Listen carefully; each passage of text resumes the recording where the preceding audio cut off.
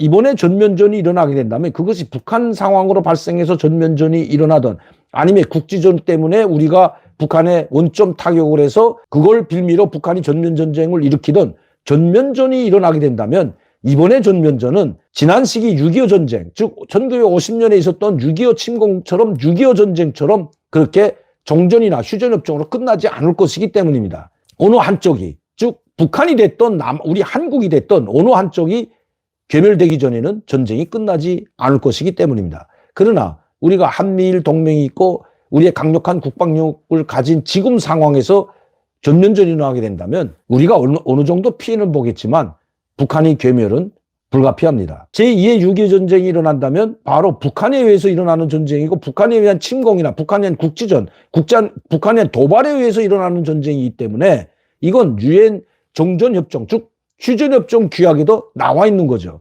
그렇기 때문에 김정은은 이번 전쟁에서 지게 된다면 갈 곳이 없어지게 된다는 거는 왜 전범자로 처벌받을 수밖에 없습니다. 북한의 김정은뿐만 아니라 북한의 전체 이 고위 장교들, 이 전쟁을 주도했던 사령관이 됐던 장교가 됐던 장군이 됐던 고위급 장교, 여단장, 연대장까지 대대장까지는 이 전범자로 책임을 질 수밖에 없는 상황에 빠지게 됩니다. 그렇기 때문에 북한은 결사 항전을 벌일 것은 자명한 일입니다.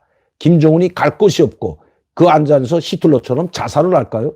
히틀러도 베를린이 함락 다 되기 직전 1시간이면 베를린이 함락되는데도 끝까지 어린 아이들까지 내보내서 전쟁을 하고 항복을 안 하겠다고 고집 피웠던 것이 바로 히틀러입니다. 이 독재자의 말로는 그럴 수밖에 없기 때문입니다. 더 이상 피난 갈 데가 없기 때문입니다. 결사항전을 하다 그 자리에서 죽는 것밖에 없기 때문에 어린 독일 이 소년들까지 모두 베를린 방어전투에 내보냈던 것이 히틀러입니다. 히틀러를 능가할 수 있다는 거죠. 저는 김정은이 100번, 1000번 히틀러를 능가할 수 있는 인물이라고 생각합니다. 왜? 지금 북한이 하는 행위를 봐서는 왜? 북한 고위층들도 자기 말이 듣지 않으면 장군이 됐든 원수가 됐든 모조리 총살해버리는 것이 김정은이기 때문입니다. 제가 말씀드리자는 것은 상당한 위험한 상황이 올 수도 있다는 것. 우린 그걸 각오하고 거기에 대비해야 된다는 것을 말씀드리는 겁니다.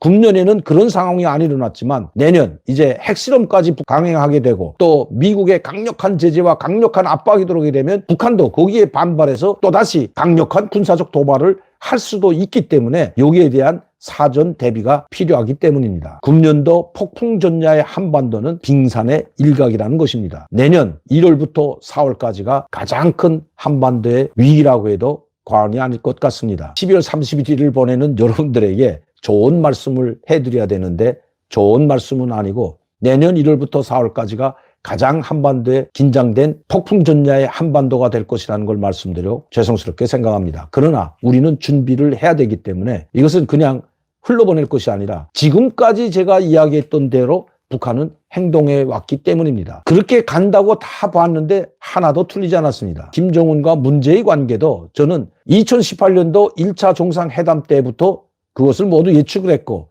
그것이 모두 그 예측이 다 들어맞았기 때문입니다. 결코 김정은과 문재인은 마지막까지 그렇게 이 한반도의 남북관계 발전을 진전시키지 못할 것이라는 것을 말씀드렸습니다. 왜?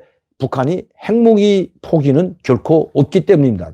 다시 말씀드리면 북한이 비핵화를 절대 포기하지 않기 때문에 문재인을 이용해서 가짜 비핵화로 내세워서 국제사회로 나와가지고 문재인을 내세워서죠. 그리고 문재인을 앞세워서 유엔 제재를 풀려고 계획했던 것이 바로 김정은이기 때문입니다. 그것을 이미 전에 벌써 2018년도 문재인 정권이 김정은 위원장을 만날 때부터 이미 저는 그것을 계속 주장해 왔기 때문입니다. 남북관계를 발전시켜야죠. 우리 주위에 있는 나라들 보십시오. 러시아, 중국, 일본, 어느 한 나라, 뭐 미국은 말할 것도 없고요. 어느 한 나라도 만만한 국가가 없습니다. 한반도가 통일되는 국가를 바라는 나라가 과연 몇 개나 될까요? 이 동북아 나라 중에서 러시아나 중국이나 일본은 결코 바라지 않을 겁니다. 그렇기 때문에 남북관계는 반드시 우리는 풀어나가야 될 절제절명의 과업이라는 것입니다. 무조건 해야 된다는 겁니다. 그럼 어떤 방향에서 어떻게 해야 되는가가 문제죠. 지금 김정은이 저렇게 계속해서 대륙간 탄도미사일 발사하고 핵실험 직전까지 와 있는 상황에서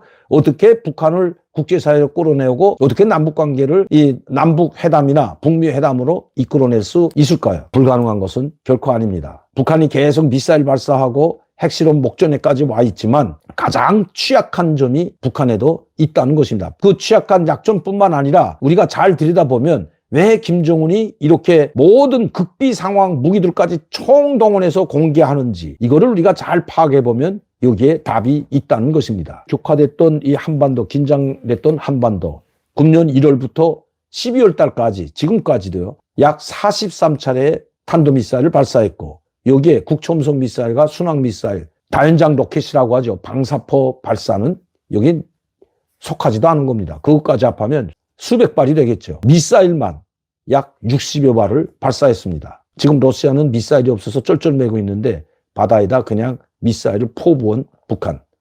그 용량이 어디서 나왔을까요?